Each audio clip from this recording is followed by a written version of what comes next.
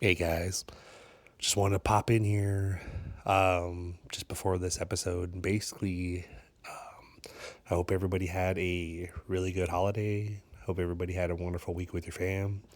And I wanted to give you guys some updates on stuff that's coming up. I'm working on getting Storytime Friday back in full swing. But an idea I had was doing listener stories. So if you're a writer and you do fiction stories and you'd like me to read your story live on the episode, send your story to blodgettshowpodcast at gmail.com. And of course, I'll review it, but then I'll read it on the Storytime Friday episodes.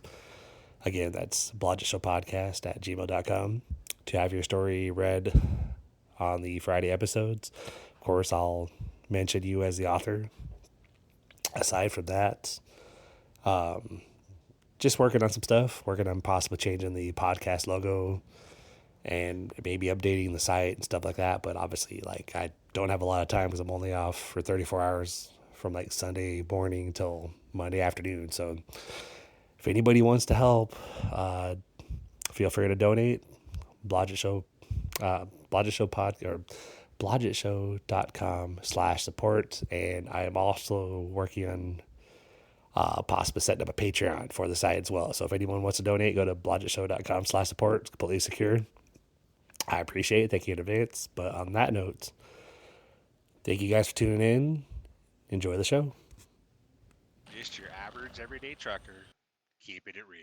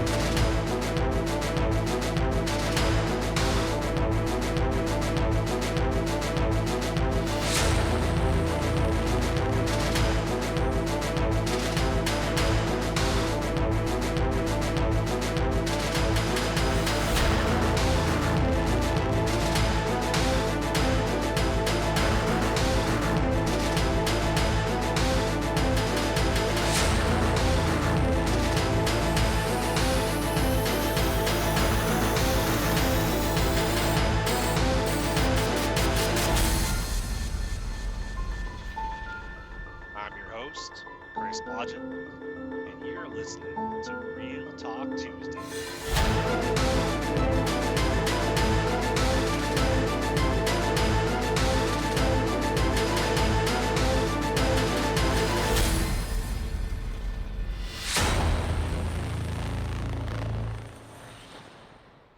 Hey guys.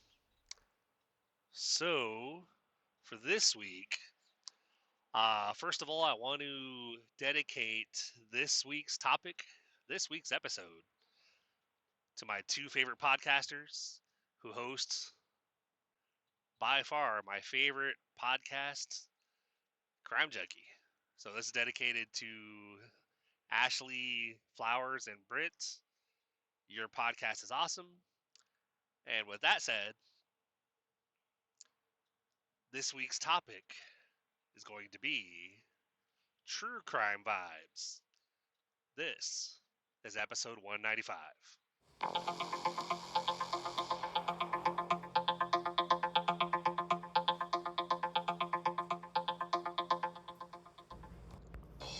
Hey guys, welcome back. Welcome back. As always, appreciate you being here. I had been thinking about this topic, kind of contemplating doing this as a one of the for the one of the topics for the random topic segment of the Real Talk Tuesday. And sorry about the pause there. It's like got a little bit of a brain fart. But like I said, I've been kind of contemplating doing this topic for the last couple days. Kind of the inspiration of it is kind of, like little moments where you end up, and when I say true crime vibes, kind of what I'm talking about is, and I guess it could happen if you don't listen to true crime podcasts at all. You just have that, that gut feeling you get like before somebody wants you to go out and do something, or a couple friends want to go out to a party or something. And this happened long before I don't even know what podcasts were.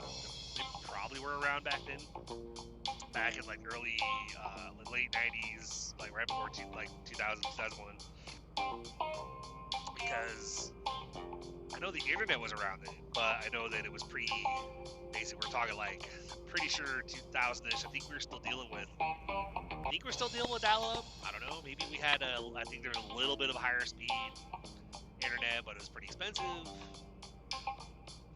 I know for me, at my house, living with my parents back then, I think we still had dial-up. I don't think we had cable or whatever. We had one of the bigger computers, bigger desktop computers, that had the big-ass monitor, the tall tower, plugged into a phone line. So, the shout-out to one of my best friends from high school, good old Jake Shearer. If you end up coming across the podcast, a little shout-out to you. I miss the days of when we, one of my favorite games of all time, Duke Nukem 3D on the computer. Me and my friend Jake, we were literally like, because basically the way you'd play against each other on that game is your computer would dial into their computer, like dial their phone number, which they would have. Basically, you turn on your, you get on the game, and you basically would say you're gonna do play with a friend, like play with like 2 players, and then you would say that you're gonna be the one to receive, and so then they would dial into your phone line, and your game would answer the call and pick it up, so you'd have the, and then it would connect, and then you'd be like, once we're connected on the computer, we could literally, like, there's like you can chat in the computer on the game. You can type it, like there's a little forum at the bottom of the game screen, whatever. So we'd go against each other. Sometimes we'd team up and go against one of the levels or whatever. Little things like it was pretty cool because you had like an RPG, big ass RPG that would be like you'd strafe to one side. So you'd strafe to one side from like behind a corner or something, and you'd fire a rocket. Basically, we're talking like blood and guts everywhere. Like one of us would get blown up, and there'd be pieces of us everywhere. It was like, man. And I know there's good games out now, but that was by far, my favorite game of all time. I'd play it again if I could, but sadly, I think I'm sure there's other games that are similar to it, but a little shout out to him, because that was pretty awesome back in those days. But talking about gut feelings and stuff, back then in 2000ish, I would hang out with my buddy Jake, and at one point I remember him calling me. I've always been one of those that says, hey, trust your gut. Like, if you have a bad feeling about something, then don't do it, But there was one time, and it started little things like that, like he would call me up and he'd say, like, hey, you want to go, like, we're gonna go cruising with a bunch of friends, drive through town, hit a party, whatever. It's not that I didn't want to go, because I wanted to hang out with him, but it's like I had a little bit of a gut feeling telling me not to do it. A little bit of a bad feeling kind of saying, like, yeah, it's not a good idea. And so against what I wanted to do, I actually was like, yeah, I got like homework or whatever, I can't, or I'm grounded or something, made up some excuse, I don't remember. And if I remember correctly, this has been like, what, since I'm 42, this has probably been like 24 years, something like that.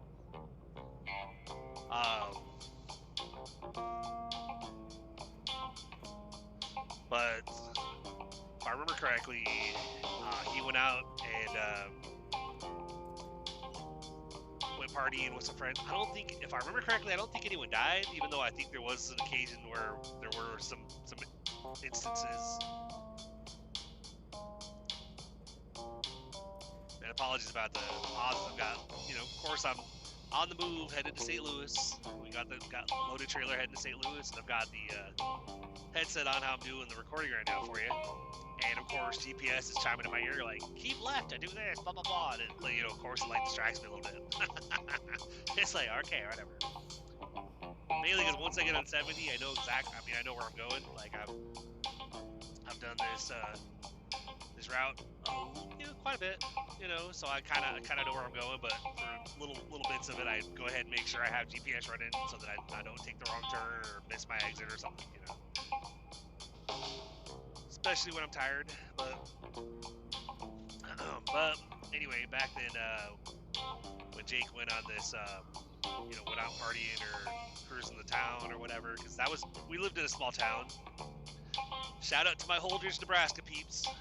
That's where we live, where we were in high school at or whatever. And I don't know if anybody from high school actually listens to my podcast, but if you do, feel free to drop me a line, blodgettshowpodcast@gmail.com, or message me a messenger and let me know, hey man, listen to your last episode, it was great, or it sucked, whatever, be honest, whatever, if you didn't like it, you don't like it, hey. Obviously I prefer you like the podcast, but hey, but so he went out and cruised the town, was partying with friends, whatever, and I remember hearing something the next day or whatever about something happened, and I'm pretty sure they got like this big accident or whatever, and people were hurt, as far as I remember. I don't know if that's when his, he was driving his dad, guy that I refereed soccer with for a while, which shout out to Steve, if you end up on this podcast, man, I definitely look back on the days when you, me, and whoever else we could get on our referee crew, when we travel across Nebraska, and, hit different tournaments throughout the summer or whatever, and make extra money, which is awesome. It's a great little side gig that my parents wouldn't actually let me work a job because they wanted me to focus on school, but they were fine with me refereeing because it was only like 1 day a week if I was refereeing local soccer or refereeing on the weekends. Go to tournaments and stuff, but they didn't want me to work in an actual job, which I look back now and I appreciate how they, but at the time I was like, but I want to make more money than just what I'm doing, referee, blah, blah, blah. My youngest is kind of going through that right now because we didn't hold her back from getting a job though. She wanted to get a job to work, so she's working at McDonald's, but lately it's like you can tell that she's, doesn't really care for it as much because they work her pretty hard when they do work her. So she's been working less days or whatever. She's like, I'm fine with only making a few $100s every 2 weeks or whatever. I'm like, hey, well, it's all you, Work as much as you want, work as little as you want. Obviously, like, you don't have any bills to take care of. Like, we take care of everything. So, but something had happened, and, like, I don't think that was the one that totaled his car. His dad, Steve, had bought him a Trans Am, I think. Like a black Firebird Trans Am or something. Really kick-ass car, but then something happened to it at some point, and ended up being somehow caught fire or something at one point, and basically was all burned up. So after that, I don't remember what kind of car he drove, but he was driving that Trans Am through high school, whatever. Whereas I had a car that I would love to be able to reacquire at some point, a 1965 Ford Galaxy 500 LTD. I missed that car, and I would have kept it, but kind of had a little disagreement with my parents about what to do, because when I left home, to be with my ex-wife or whatever, which is not something that my parents approved of. They had my Galaxy, and then after I think a couple of years, they had messaged me saying, "Yeah, we're gonna sell the Galaxy because it has like transmission issues and stuff." I'd been the one basically had been put like. I think we paid $1,700 for it. They bought it for me, and then of course I was the one that had been putting money into it to fix it up. So I'd gotten it painted. And apparently engine mounts and stuff like that were busted. Being a new driver back then, I drove it to school back and forth and drove it around and didn't know that the engine mounts were busted. Just thought it was very loud because it wouldn't shift. So I didn't know that at the time. I didn't realize it, But it would be like driving to school and it's constantly like, revved up until I took it into a junkyard guy that had his own like little mechanic shop. And basically, because I was saving my money for refereeing, and so I like went into his salvage yard or whatever. And basically, was like, I have like $600 or $700. Can you go through my car and just fix anything that you find wrong up to this amount? Like, this is my budget. I can pay you this much. I was, all right, cool. And he went through and he fixed a couple, fixed some sensors. You know, he did a tune-up on it, oil change. You know, fixed a couple small things he found wrong, and then he found like the engine mounts were busted. So he put new engine mounts on it. And when I got the car back, of course I was fully tapped at that point until the next tournament.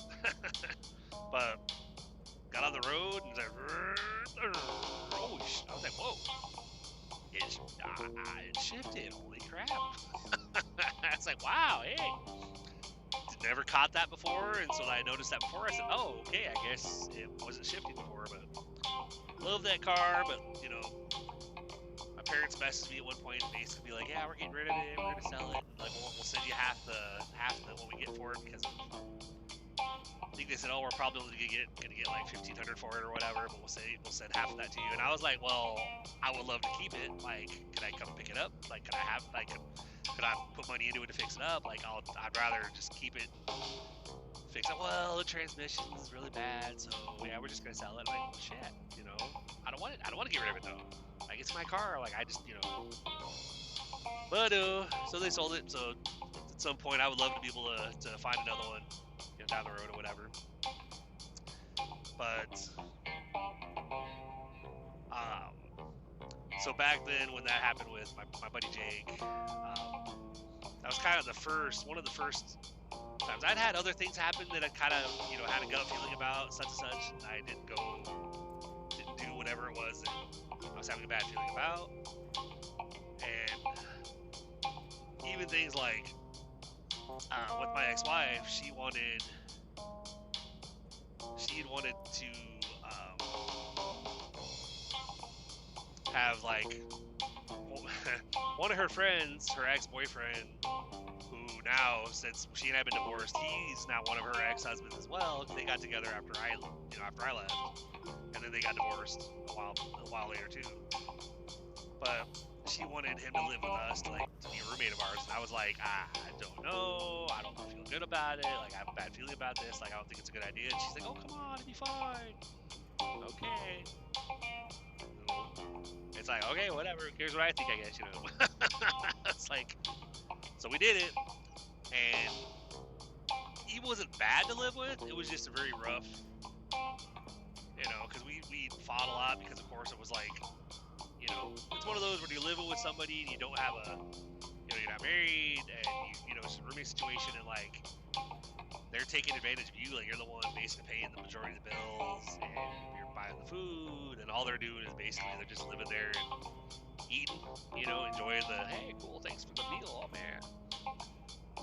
It's like, we have it's like my wife has friends that I mentioned before, that are in Texas, that when we lived in the same town as them down there in Nashville, they would come over for like Thanksgiving or whatever, because my wife's a chef, so she would do a lot of cooking, which basically meant I had to do a lot of cleaning, which, for a while it sucked, because we're talking like she wanted to use like her grandpa's china, and you can't wash that in the dishwasher, so like we'd have all this stuff that can't be washed in the dishwasher, can be washed by hand, plus washing the pots and pans by hand. And these friends would come over, and yeah, they would bring stuff, but then they'd take it back with them. They wouldn't leave any for us or whatever. Like, take a dish somewhere, like, hey, you want some before I container it up and take it back home? I'm like, yeah, sure, I'll take some. But they would come over and eat, basically not help clean at all, just basically like come over, eat, drink, enjoy time with us, whatever. And then, all right, well, have a good day. Well, thanks for dinner. Yeah, thanks. And then I'd be like 3 hours in the kitchen cleaning up. Now, we deliberately do regular plates and cutlery and stuff and silverware and whatnot, because I will rinse that stuff off and then utilize the dishwasher as much as possible. Because I'm lazy. I want to have it as easy as possible. Ooh, it's somebody out tonight. Holy crap. They got him in the truck, though, because walking to the truck, when I got into the hub over there in Kansas City before bobtailing to Lenexa for this load, I was like, man, I'm glad I'm kind of bundled up, but it was still cold as shit. I was like, I have to walk like a half mile to where my truck is parked, and the winds hit me, and I was like, holy crap, I'm cold. But,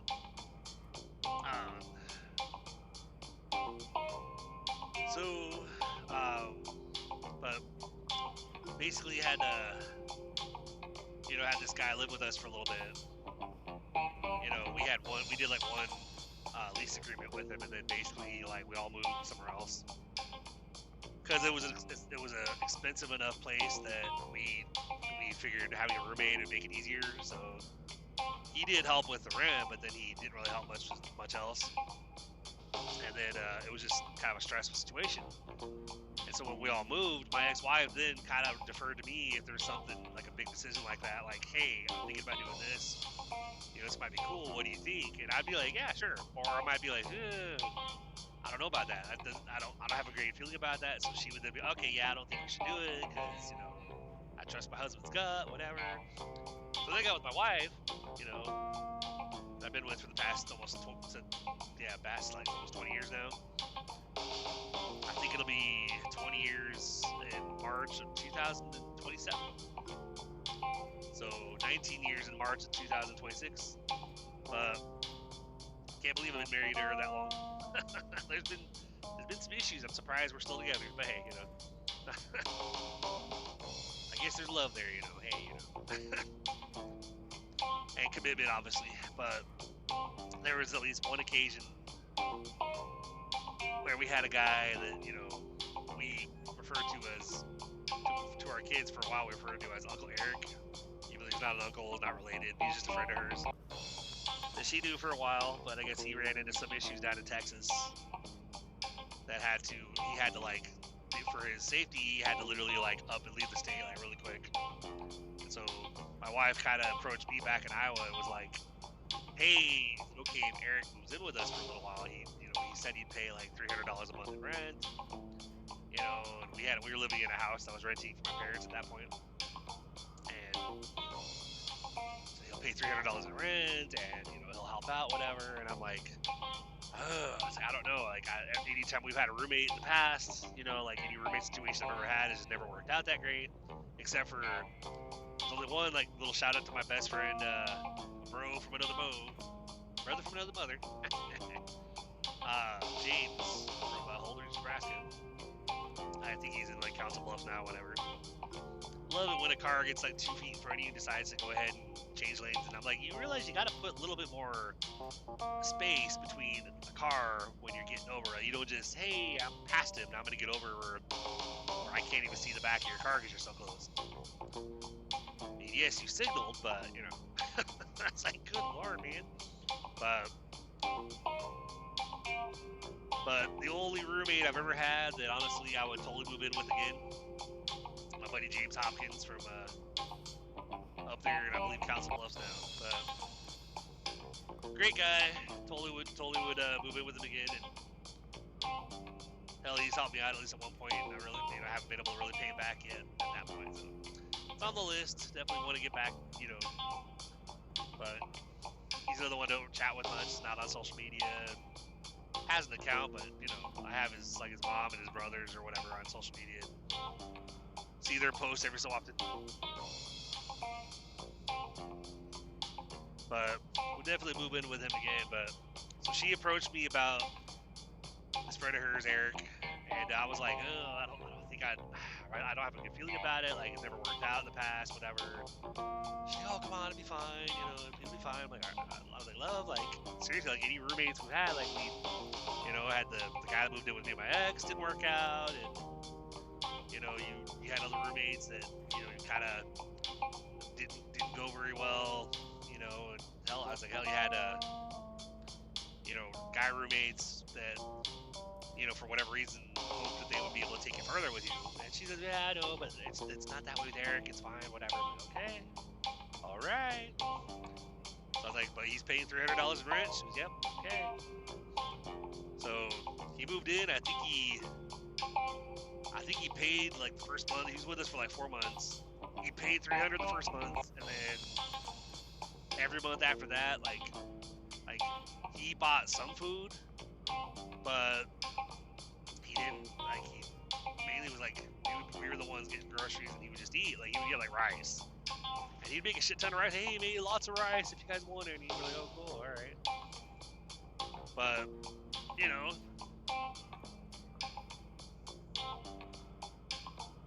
So it was like for the next 3 or 4 months. I mean, we got along. That wasn't really the issue. It was more like, you know, he's living with us. He's using our internet, using our electricity. We were buying most of the food, and I had to keep approaching him for the rent amount that he was, you know, be like, hey dude, like it's like the second week of the month, like are you gonna pay? Like you still owe the 300? Are you gonna pay that? You give me like, well, here's $50. You know, it's all I have right now. I'm like, okay, all right, but I mean, you still owe $250 for the month. Like you this is what you offered when you asked to move in. Like we didn't ask you for rent. Like you said, hey, I'll pay you 300. So we're like, okay, cool. You know, I'm just holding to what you said. So. And I even got him a job. I was working at this security gig at the hospital. I'd been there for probably about 2 years, and he wasn't really being able to get a job anywhere for whatever reason. So I went to my boss's, my supervisor or whatever, and I asked him. I said, "Do you guys need another guard here at the hospital? Because I have a friend that's living with us, or a guy that's living with us right now." I called him a friend at that point, but you know, but it was like. He's living with us, doesn't have a job, you know, and they're like, yeah, we can we'll totally bring him on. So brought him on, hired him at the hospital. I was the one that trained him on how to do the job. And then, after he lived with us for about 4 months, at that point, because he's probably he paid $50 here, $50 there, probably still owed us about 2 months worth, so probably about 600. I finally approached him and said, dude, I can't do this anymore. I shouldn't have to come to you asking you for what you offer to pay. You technically owe 2 months. You know, I think you should. I'm gonna give you a week. I need you to go find a place and get out. Oh, okay. Okay, man. You know, sorry. I hate to do it, but I'm kind of getting stressed out every month because, you know, basically have someone living in our house for free, and you know you're not really contributing much, so you got a week. Okay. So he found a little apartment and he moved out and found his got a girlfriend who's now his ex-wife. But nowadays, if I were to approach him, because when I disconnected from him on Facebook, it was one of those. He literally has made the comment to me, "I paid you everything I owed you." No, you didn't. But I'm not pursuing it because I know I'm not going to get it from you. Because I think he became like a owner-operator, tanker driver, so he, bought his own truck. And from what the sound of it, had a shit ton of cash on hand all the time. He's making big bucks or whatever. That's probably why he and his second wife,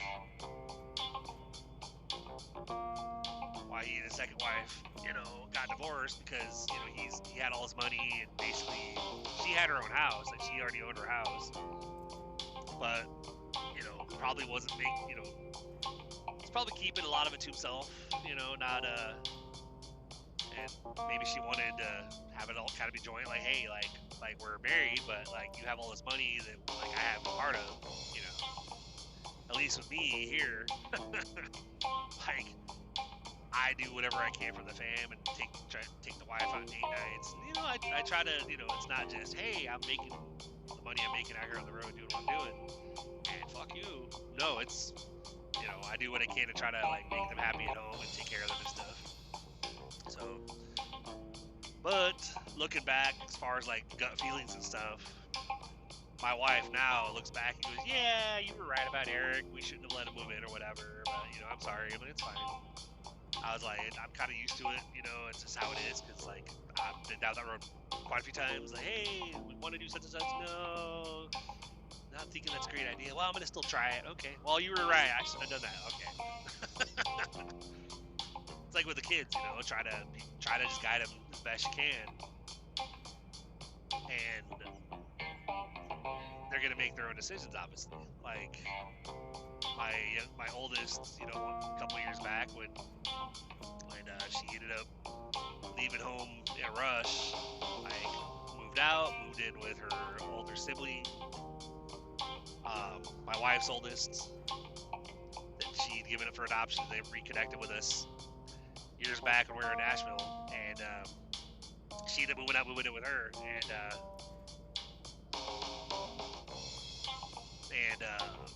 you know, you try to guide them before that happens, but then I guess she felt like I was unapproachable, that I was trying to control her life, whatever. And I'm like, no, I'm just trying to help you guys to not go through the same stuff that we did, which is kind of what parents try to do. So it's like, you know, when you get older, you look back at everything that you went through, and you kind of look back on the fact that your parents try to do the whole, you know, they try to guide you, whatever, and, you know, help you to make the best decisions, but then you still make the decisions that you want to make, because you're like, well, I'm an adult, I'm fucking grown up, I'm gonna do what I want to do. But then, you know, life happens, and you look back later on in life, and you go, I really wish I had listened to my parents, because things would have been a lot better if I had. But so that's why I'm always like looking, like when I look back or whatever, I'm always like, you know, Mom and Dad, I really appreciate you, because I know I have not been easy to deal with through the past 15, 20 years, whatever, even with my ex-wife or with my, you know, my wife now. I know there's been things that they were against, and I look back and I probably should have thought about that more, and maybe, you know, taken their point of view and actually like done it. I don't regret marrying my wife, and I don't regret marrying my ex, even though sometimes I look back and go, things would have been better if I hadn't. When she spurred me, I want a divorce on me, whatever. And I told her, like, well, shit, like, I kind of wish, like, I listened to my parents back when I got with you, and maybe had thought against it. She's like, it's so hurtful for you to say. I'm like, well, love, like, you know, you make me feel like we just basically wasted 5 years of my life, because, you know, we were married for 5 years only to basically not accomplished anything. I left initially I didn't leave planning a divorce. I left my ex from like Montana, went and moved in with my parents to get in shape and plan on like trying to get into like the military, join the Air Force, whatever. My goal when I left was to try to make things better for us, try to like get us on our feet, you know. But when I was like a couple states away, that's when she sprung the, I want a divorce. I'm like, why didn't you talk to me about this when I was there? She's like, well, because you're unapproachable. I'm like, what? More like you're a chicken shit. But oh well, you know. But my eldest at one point thought that I was trying to control her and stuff. Wasn't happy at home. Thought things would be better moving out. So moved out, left us, and we didn't have any contact for a while. But that's what I'm saying. We can only try our best and give the best advice possible. And you know, whether it's take it or not, that's not really in our control. So, but then later on when they're like, I should have listened to you, like, you know, at some point when life happened and things got rough for her, and she called us up, basically, Mom and Dad, like, can I please come home? And we're like, absolutely, we'll be up there this weekend, we'll come get you, you know. So, came up, you know, stayed the night in a good old Drury Inn and Suites, which is my favorite hotel ever. And then picked her and our grandson up, and we rented a U-Haul trailer or something to pack up what we could for her. Some of the stuff was still left at her grandmother's house, but we came up for that later. But we brought what we could back in my Ram at the time. But, that's like throughout life, we just live and learn, just we either listen to advice we get or we don't, and sometimes our decisions might actually pay off. I'm not saying if you don't listen to advice that you're always going to experience something bad, because it's not always the case. But sometimes, like you do what you want to do and it works out, and sometimes you do what you want to do and then you're like, I should have listened. But to go further into the true crime vibes, gut feelings, all that fun stuff, there have been times, and maybe some of you can relate, and if you can, especially, hey, Ashley and Brad, if you guys end up ever coming across the podcast, and you hear, you listen to this episode, I would love to know if this has ever happened to you guys too.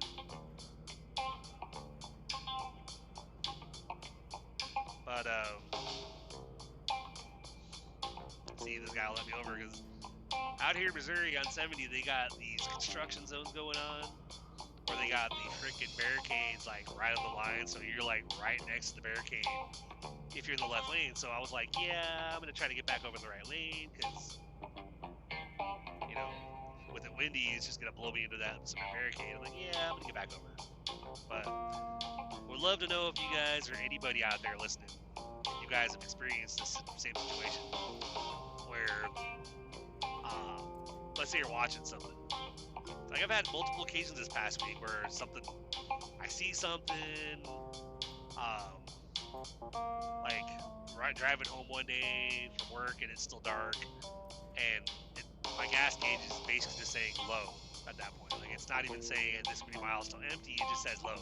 That's how you know you better get to a freaking gas station pretty quick, because you're about to run out. Maybe you got like 2 gallons of gas in there. I could probably go a little ways. Maybe not 2 gallons, maybe down to 1 gallon, But you get down to that point where you're low enough that it can't even register anymore. So it's like, you better fill up quick, otherwise you're done. You probably break it down. But one of the occasions was trying to get to a gas station. It said low, and I knew I still had a couple miles till I was going to get off of the next exit to go to Quick Trip to go ahead and put some gas in so I can get home. And I was like literally in the area that I was in. Pitch black area, no lights at all. There were houses nearby, but there were no lights, so it's like it was dark as hell. And Ashley and Brent, I shit you not, after, especially with as much as I've listened to you guys and other true crime podcasts, like ones that even joined you since that I realized listening to podcast shows like Dark Down East, get to the current episodes after listening to from the very beginning, and then I realized that she had joined the Audio Chuck family. Because all of a sudden, she said, "Oh, we're changing things. Like, things are changing. Going to every other week, and blah blah blah." And then, like 2 weeks later, one of her episodes ended with the way that they close out their podcasts over there at Audio Chuck, where they basically say, "We think Chuck would approve," and then they have the trademark howl from one of Ashley's former fur kiddo, like Chuck or whatever. He was like a golden or something. I'm not entirely sure off the top of my head. But I was like, oh, she joined the Audio Chuck family. Cool. So it's like, going down this highway, trying to get to Quick Trip, and it's pitch black, and I'm thinking, please don't run out of gas. I don't want to be broken down on the side of the road in this extremely dark area, because then that's where I literally thought, I'm getting true crime vibes. Like, good thing I'm on 360 and stuff like that, and like if I ever go somewhere by myself, then I kind of do the whole, I'm a little nervous out here. Hopefully I don't die. Hopefully I don't disappear. If I get those vibes, I might message my fam and be like, hey, by the way, just letting you know, I'm over here. Like, I'm over at this location, and this is going on, and I'm just letting you know that that just in case, if you don't hear from me, and something that Ashley and Brent recommend on their show Crime Junkie is to have like a if I go missing, or if I get murdered, or if I go missing folder, which is something that I technically need to do. I haven't done it yet, but it's on my list of yeah, I should probably do that. I write down passwords and stuff for accounts. That's why I'm on 360. And it's like trying to get the rest. My oldest, trying to get her on there too. I think she doesn't want to be tracked though, because we recommend it to her and she just never does it. We're like, Allie, it's not that we want to stalk you. It's that just in case we want to make sure that if all of a sudden we have no idea where you are because you just went missing, we could be like, well, where was her last location? Like, where was she at? Definitely recommend apps like Live 360 or whatever, because it's like that way you can at least even little tracker tags, Apple tags, and having something in your car or something maybe in your wallet or something, so that you can make sure that if something happens, they can see where you were last located and have at least some place to start. But I told my youngest about it. I was like, yeah, I was trying to get to a gas station, and I kind of had this, I thought I was going to run out of gas, and it was in a pitch black area, and I really did not. It was one of those I wouldn't have felt safe if I was broken down on the side of the road. I would have immediately been calling like AAA or something, and I would be messaging the fam to let them know, by the way, I'm broken down over here. You might want to pay attention to where I'm at, just in case you don't hear from me again. But I'm trying to call for help, and hopefully they'll get me out of here soon. But that was one of my experiences with getting, quote, true crime vibes. Because it was like, yeah, I don't think I want to be broken down out here. Or like stopping at a truck stop, for instance, that's like one of those little mom and pop places. Like when I stop at like Flying J's, Petros, Loves, whatever, the big name brand truck stops, they're always big enough and lit up and whatnot. That usually, even if you park in a space and you have to walk a ways to get to the building and then walk a ways to get back, usually you still feel fairly safe. Obviously, you still want to keep your head on a swivel. No matter how safe you feel, if it's well lit or whatever, you still want to keep your head on a swivel, make sure you're watching your surroundings. Don't be looking at your phone the entire time you're walking across the thing, because the problem with that is you're looking down at your phone, you're walking. One, you could probably run into something like those reels you see where people are walking, looking at their phone, and they hit a pole like pling, and they stumble back to the side a little bit, and they don't fall over, and it's like, yeah, you should probably be watching where you're going. But the other reason why you shouldn't be looking at your phone is mainly because somebody could sneak up on you. Like, they could run up on you really quick, and they could tackle you to the ground, or disable, like, get you somewhat restrained pretty quickly. And you would be like, maybe if you had your phone up and you're looking at your phone, suddenly your phone's on the ground because they surprise you, and then they get you restrained and get you off somewhere to a different location, and your phone's there where it was initially, unless they pick it up and smash it or something. But always be paying attention, always be looking around where you're going.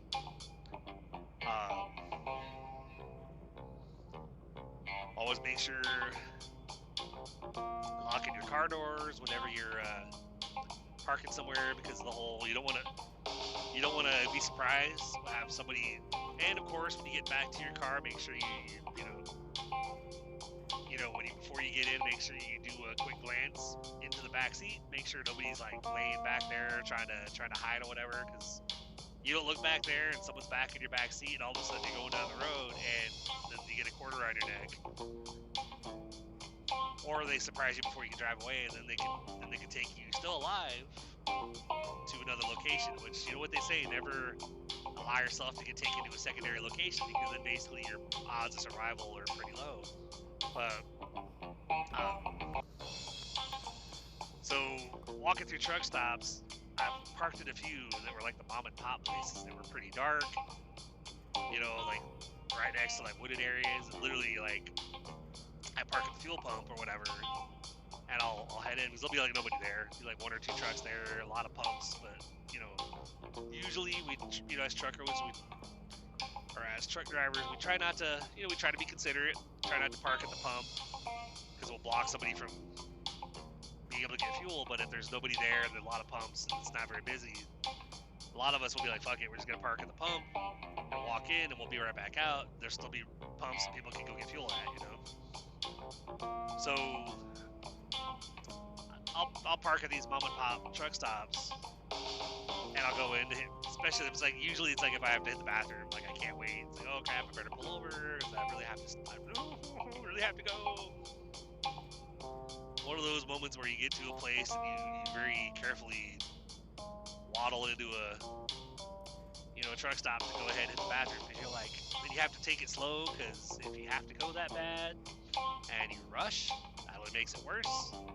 I do, like, if I have to really go to the bathroom, I do not sprint into a freaking truck stop or a rest area or whatever. Like, I might really have to go, and I'm like, okay, walk in there, I'll calm down, relax. Just take it easy, you're fine. Just, you're fine, nope, you're fine. Calm down, stomach, you're fine. But I'll come back out of the truck stop and be walking to the truck, and I'm looking around at how dark the surrounding area is, and I'm like, I'm getting true crime vibes here. Because areas like that where it's dark, there's a lot of open space, there's places to hide. I'm thinking I better get in the truck while I can. Get in the truck before something happens. One story that kind of could be as far as like the following your gut and getting true crime vibes and stuff. I'm also a geocacher. I don't know if any of you guys, I'm sure if anybody listens out there, if you geocache, by all means, send me a message at blodgettshowpodcast@gmail.com. You can probably follow me on the geocaching app, Surripets, SURRIPETS. Got like 360 or whatever finds. I don't do geocaching all the time, but I do try to, every so often, like, lately I do a little bit here and there, but I try to, in Nashville, I kind of got into doing geocaching quite a bit with my youngest. We'd go out there and find them and stuff. So I think she's she's in the teens now, I think. She's like between 10 and 20 finds. She's like, well, how do you have like 300 and something? Is that because I've been doing this since like 2013? It's like, I quit for a while, wasn't doing it, and then I got back into it. I've kind of been inactive again for a little bit. That's another thing too. It's like doing little activities like that where you have to be outside. It's like it's easier to do stuff like that with somebody, because at least you have somebody to back you up. Versus if you're trying to do like a geocaching thing and you're in an area where you're by yourself, all of a sudden you could somebody could get the jump on you and you just go missing. So always, if you can, pair up with somebody when doing anything outside, like especially at night in the dark and like desolate areas, whatever. The story I have for you guys, as far as like gut feeling and getting, trying to be safe, had to do with geocaching, because I did a lot of it when I was over the road. And randomly I'd pull off places if I say, oh hey, it says there's a geocache here, so I'd try to pull off somewhere and go look for the geocache, which kind of bit me in the ass, literally. Because I would stop in places like rest areas, and some of the geocaches you come across are in wooded areas. Like, you have to go off the tree line a little bit because they'd be hanging from a tree branch or something. But I would go back in these wooded areas or these abandoned areas, and I would get lost, and my phone would die, or I ended up I had one where my phone died, and I was out in this abandoned area, and it was in the middle, kind of off in the woods by like maybe a tenth of a mile. It wasn't that far. A few thousand feet from or like maybe like 2,000 feet from the 1,000 or 2,000, something like that. But a little ways off from the road, I could park in a parking lot, and I could go off on this trail, and it led me to this area that used to be something. It wasn't a town or whatever, but it was like, it had they did have some buildings that were torn down. There's some piles of like concrete and stuff, and it was like an area that used to have been used by an industrial or whatever, but it was torn down, and I went out there and I think I found the geocache, but then of course, I didn't realize that my phone died before I could actually make my way back to the path. And then I was like going, well, shit, I don't know where to go. Like, I don't know how to get out of here. And I was trying to make my way home because I parked to go home for my one day off. You know, I'd been out for a week and was going home for a day. It was getting dark too, and I managed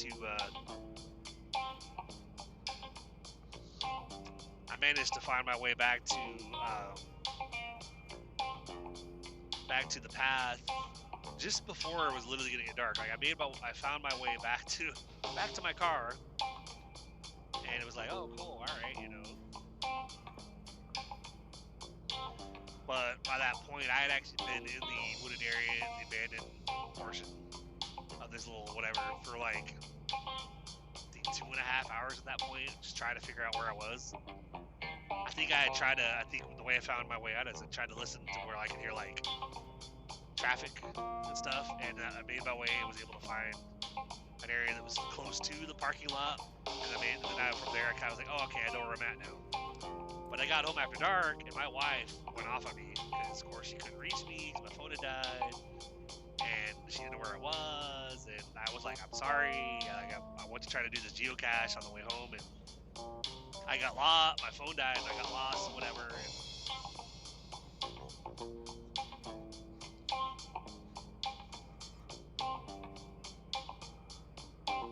So, just wondering if I'm going to get a bypass on this way station. We'll see in a second. So, nope, guess not. Guess I got to pull in.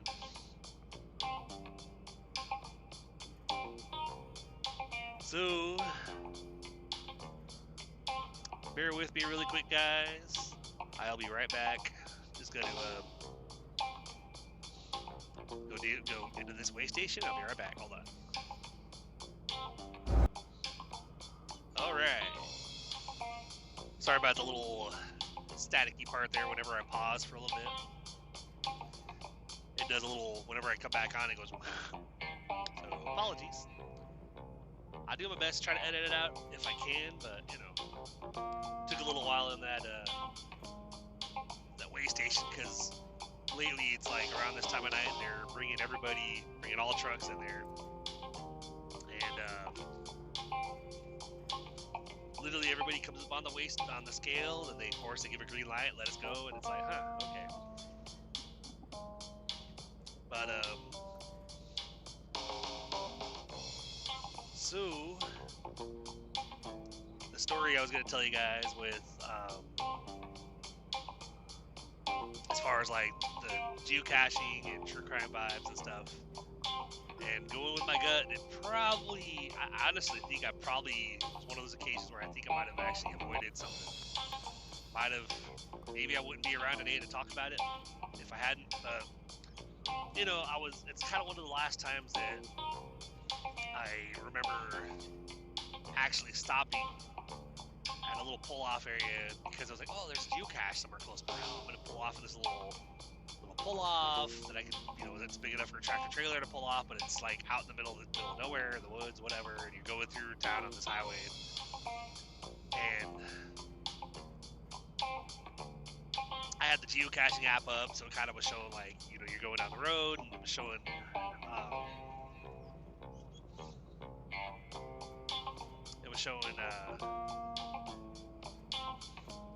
like geocaches in the area, and of course it showed one off to the side, up a little ways ahead. So I was like, oh, I'm gonna pull off up there. And it was also getting later in the day. It wasn't getting dark, but it was getting dark. It was near sunset, but it wasn't necessarily getting dark yet. So it was a little bit dimmer, but the sun was still on the horizon, still light. So I figured, okay, it's fine. But I pull off on this thing, and I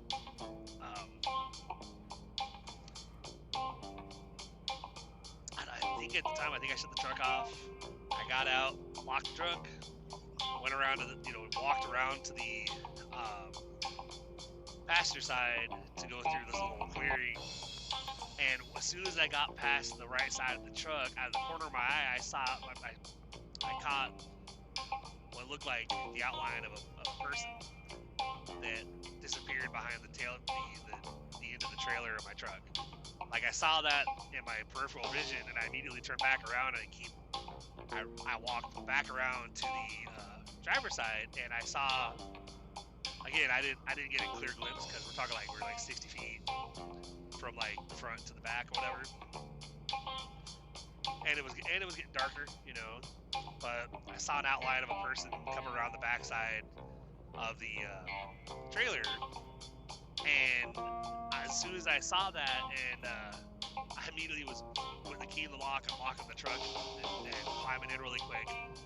So the door lock it, start the truck, and I put it in gear, and I released my brakes as I was starting the truck, so that way I could literally put it in gear and just haul ass out of there. Because whoever it was came around the back side of my trailer and started making their way towards me on the left side of the driver's side of the truck. And if I hadn't gotten out of there, I don't know what would have happened. I'm not sure if I would have been confronted by somebody and would have been kidnapped or murdered, or maybe they were thinking I was on private property or something, even though it was a pull off on this highway. Pretty sure it was. My gut feeling tells me it was something sinister. They're like, oh, cool, there's a truck here. Like, oh man, the perfect opportunity, you know, to take this guy captive, steal all his stuff, kill him, whatever, you know. And I didn't stay long enough to find out, so I literally just, I got in, I locked the door, released the brakes as the truck was firing up, and I took off out of there. And I have a friend named Zach that, you know, shout out to Zach if you ever listen to these podcasts, man.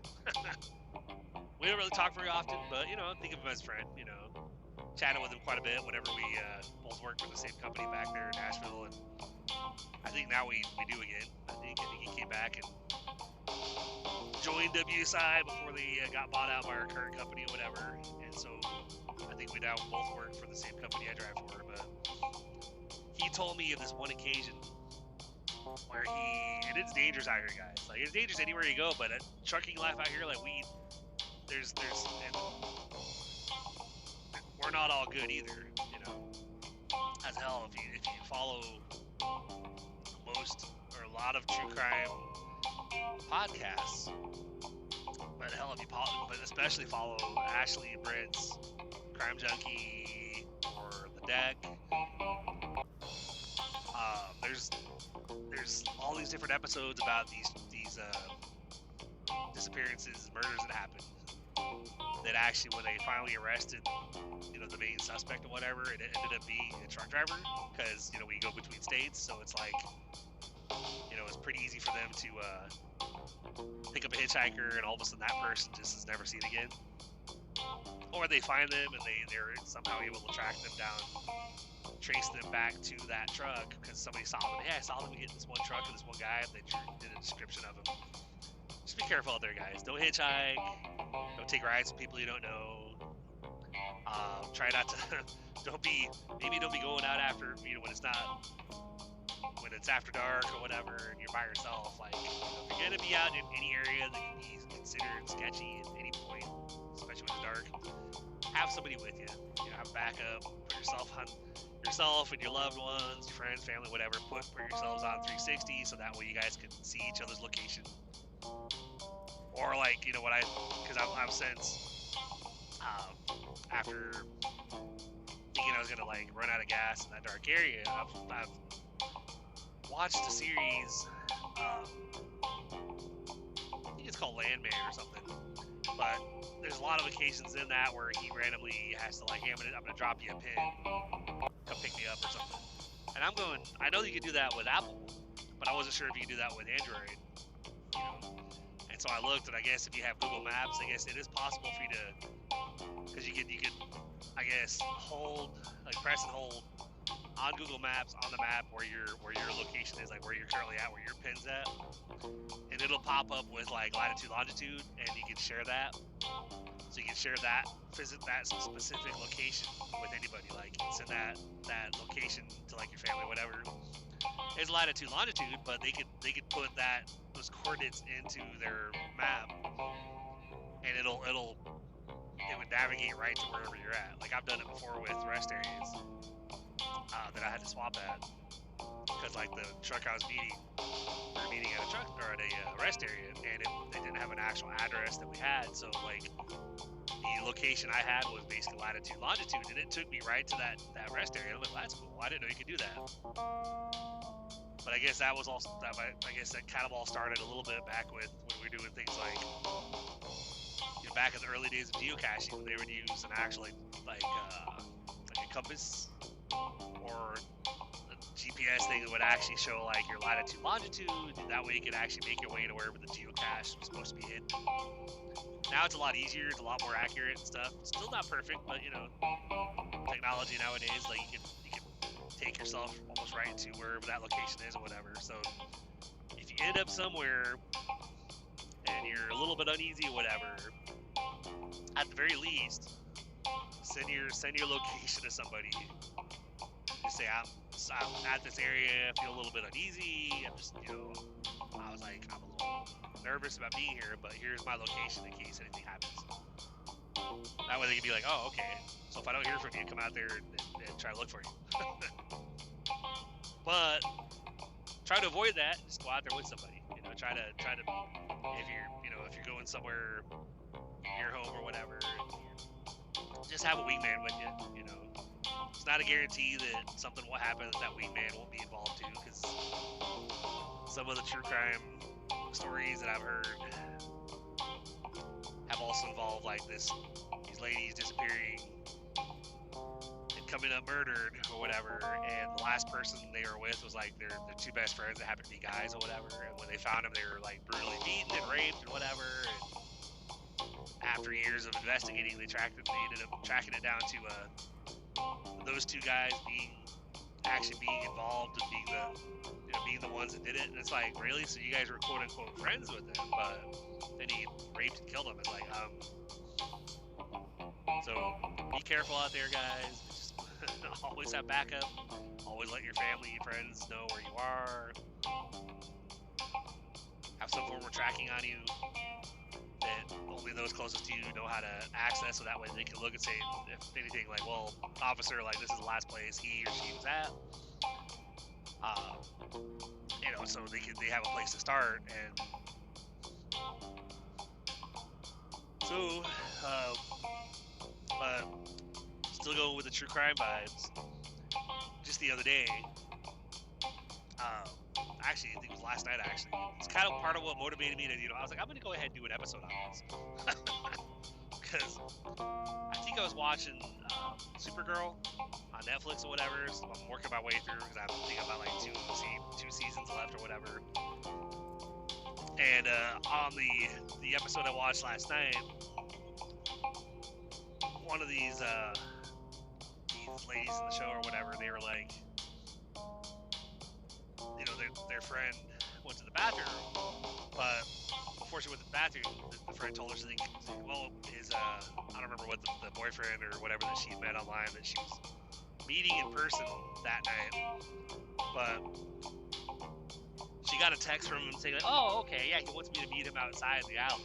And so she got up to go to the alley, and immediately I'm right off the bat, I said to myself, true crime vibes, not a good idea. You're by yourself. Do not go in the alley. Do not do it. And I was just literally, that's the first thought I had, thinking, don't do it. Don't do it. It's not a that's. And you know what happened? I literally afterwards like, I fucking do it. Like, her friend eventually, like, she had a bad feeling and she tracked her down and found her. And thankfully she didn't get killed, but she found her. She was all bruised and bloody or whatever.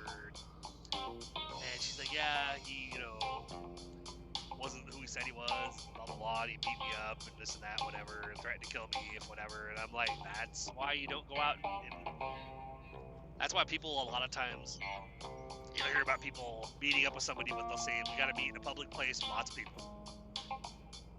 Because the odds of you being attacked or disappearing or murdered or something is a little bit less. I wouldn't say it's a lot less, because it could still happen. Like, they put a gun to your back or whatever, basically force you to leave with them, or or you can scream and probably get shot or whatever. It's kind of like one of those, like, do I leave quietly and maybe live? Or do I make a scene and they still kill me anyway in here, but at least you didn't go to a secondary location, you know? So, it was like, saw that scene and then saw her beat up afterwards and was like, I fucking knew it. I knew something was going to happen. So, just be careful out there, guys. So, but, I think that's pretty much all I have for you today, guys. I know I can go on. This is one of those, like, we all have gut feelings about stuff. We feel like, oh, we shouldn't do that, or this is not a good idea. I've always heard, if your gut's trying to tell you something, listen. Like, if it's telling you it's not a good idea, maybe come up with an excuse why you can't do it. Just stay safe. Just especially don't go anywhere alone.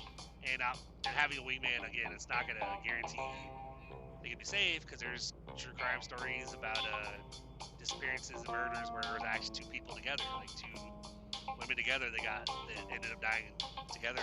And it's like, there's no guarantee, but, have a wingman, maybe take something with you, pepper spray, taser, or if you're licensed to carry, maybe have have something like a firearm concealed on you to protect yourself, whatever. Because there's always that saying that you'd rather have it and not need it than need it and not have it. Like, which makes sense, Like, and another saying is that people have said is that they'd rather be judged by a jury of 12 than carried by 6, because they ended up defending themselves, killing an attacker, and so they got tried. Obviously had to get judged, but otherwise, if they didn't defend themselves and kill their attacker, they ended up getting killed themselves, and they had to be carried by 6 pallbearers at their funeral, or whatever. So it's like, just be safe out there, protect yourselves, watch out for and if there's any other stories. I mean, obviously this is all about keeping it real, and I'm not gonna bullshit you, I'm not gonna lie to you. Oh, before we end this show, of course, this episode, I do want to point out that we now have a Instagram. It's kind of inspired by this new series I'm listening to. This one that's like, it's a new to me show. They've had like 400 episodes, but I just heard about them on one of Audio Chuck's series, one of their shows, and they it's like produced by them or whatever. And just lost my train of thought real quick. Okay. So it was kind of inspired by one of their shows, which is called This Is Why We Drink. That alone made me go, I need to listen to that show, because like that I can relate. Like, there's a lot of things in life where you think that this is why I drink. Whether it's like relationship issues, maybe something happened with your spouse in the past that you still can't deal with, or stress at work, or friendship troubles, or just life stress in general, or whatever. And you're like, and this is why I drink. It doesn't have to be like alcohol altogether. It could be like, there's two ladies that go back and forth talking about, I think they do one or two stories, true crime stories, like murder stories, whatever, and one or two paranormal stories. And one of them drinks wine. Well, alcohol in general, she mostly does wine, but I think the last episodes I did, she did beer. And the other one does milkshakes. So, whether it's you drink alcohol, or you drink milkshakes, or, drink a soda, whatever, to like help you de-stress. So, but one of the inspirations for what I did recently with this show is, I'm only like episode 8, and they're already talking about like, yeah, we have like 800 listeners, and I'm thinking, how the hell? I like, on the Blodgett Show, I've got like, probably we're at like 3,000-ish, I think, downloads. But I've been going at this for like, what, 2.5 years now or something like that, or maybe a little longer. But I'm also, like, I don't have advertising on here yet. Really haven't monetized it at all. Just haven't done have like the products, like the hoodies and whatnot. So I'm thinking, like, how the hell? But some of the things they do, they have they have social media presence. They have, they already had there's already advertisements from like the very first episode. So I was like, okay, well, I was like, I'm all about continuing to move forward with this show, well, life in general, but especially with the Blodgett Show, plan to make it bigger and better, and eventually get to where I don't have to do what I'm currently doing out here on the road. I can do the stuff on the side, like the podcast and making money on the side and stuff, to actually like be able to have more time to commit to those things. But so with that inspiring me, I thought, you know what, I'm gonna go ahead and get an Instagram set up for this podcast. So anybody who wants to follow the Blodgett Show on Instagram, we are literally at Blodgett Show Podcast on Instagram. Feel free to follow. Feel free to reach out if you have any ideas of random real talk discussions you want to have, or if you're a trucker and you just things you want me and fellow truckers to talk about, or whenever we have our raw chat episodes. Feel free to reach out, message, or whatever. I'm gonna try to. I was asking my bro Rico from the Keeping It Real segment. I was trying to ask him, I was like, hey bro, so how often should I do a new post, like a screenshot of a new episode to post it, or whatever, on the Instagram, whatever. Like, should I just go ahead and put a lot of them on there now, or should I just do it gradually, like 1 or 2 a week, so that way it's constantly being updated, but it's not like all at once. Because I'm trying to make progress, trying to push forward and stuff. So at Blodgett Show Podcast on Instagram, feel free to follow. I'm also on WordPress for a blog. I went ahead and did a post there to share the Instagram tag there too. So that's at TN Trucker Chris. So I believe it's WordPress.com or tntruckerchris.wordpress.com. Sorry, I got a little tongue tied there for a second. But feel free to follow, like, subscribe, whatever. Anybody who wants to support the show, feel free to go to blodgettshowpodcast.com/support. And like I said last episode, anybody who has any ideas, any suggestions on, like, especially somebody that's working by themselves. I know if you get a team with you, maybe things will progress faster. I'm like, yeah, but I don't know how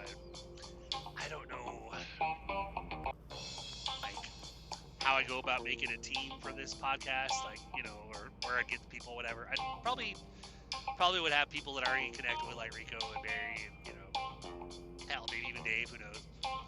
They could be like, hey, you do the social media presence, you do this, whatever. Haven't got quite there yet, but anybody who has any suggestions, thoughts, whatever, especially if you have a podcast and you're already like, that's what you do full time now, you no longer have to work your regular job, you do the podcast full time, I would love to hear from you. Would love to get some suggestions and feedback, whatever. Feel free to message me at blodgettshowpodcast@gmail.com and let me know. Hell, we could even record it. We could do a recorded call and have it be either part of the Keeping It Real segment or raw chat or whatever. Have that segment be specifically, or that particular recording for that week be specifically to, you and I chatting back and forth on the phone, talking about like your suggestions and what you think, and maybe what you think of the show, whatever, But definitely email me, blodgettshowpodcast@gmail.com. Give me whatever thoughts, suggestions, ideas you might have as far as like how I can go from where I'm at to where obviously I want this show to be, which I know it will be eventually. It's like I always say, guys, you only fail if you quit, give up, and walk away. So as long as you keep moving forward and you keep getting back up whenever you do have a little bit of a failure, you fall, get back up, keep going. You haven't failed. So it might take me another 5 years to get this show where I want it to be, but hey, it's gonna get there. And then at that point, I'll look back and be like, man, it took me 5 or 6 years or 7 years of the show, and there being a couple thousand episodes to finally, it's off and running, and it's bringing in such and such because of the merch I've created, and I have the books published, and so now I like literally just do this full time. This is awesome. I know it'll get there. The only way it won't is if I stop. So I'm going to keep doing what I'm doing, and during my 34 hours off each week, I do what I can to make more steps and move forward again with the show that week, and then just keep going, week by week, one step at a time, 1 week at a time. But like I said at the beginning, though, this episode is dedicated to the two favorite podcasters I have, good old Ashley Flowers and Fritz. Don't know how to pronounce your last name, Prayer Watts or something, I think. But the by far the best true crime podcasters out there, which you guys should totally check out, Crime Junkie. But on that note, you know what I always say, guys, keep pushing forward, keep believing, believe you can, believe you will, and you're already halfway there, and then you just have to go out there and do it. Never let anybody tell you you can't do anything, guys. If there's something you want to achieve in life, if there's a goal that you're pushing for, pushing towards, a dream that you're working towards, keep doing it.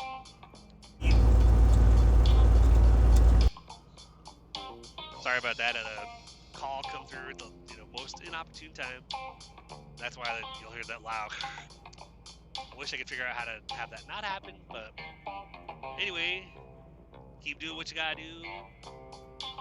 And in line with the topic that we discussed with the different stories and the different examples in this episode, be safe out there. But use the buddy system. Always have a wingman with you. Maybe have mace, pepper spray, taser. If you're licensed to carry even a firearm, just protect yourself. Make sure people know where you are. And why I think that you guys should definitely follow Ashley and Britt with Crime Junkie. If you don't already, they have these life rules. They are definitely, if you have a secret, tell somebody. And never, tell people where you are. Like when you're going somewhere, make sure people know where you are, so that way if something happens, you're murdered, you go missing, whatever, they at least have a starting place. They know where to look, so they can literally try to track down and capture your killer or your kidnapper or whatever. But try to avoid that by buddying up, have stuff with you to, weapons of some kind to be able to defend yourself. So on that note, I love you guys. I appreciate you guys for hanging out with me every week. And I look forward to talking to you on the next one. You guys take care, and we'll see you then. Have a good one.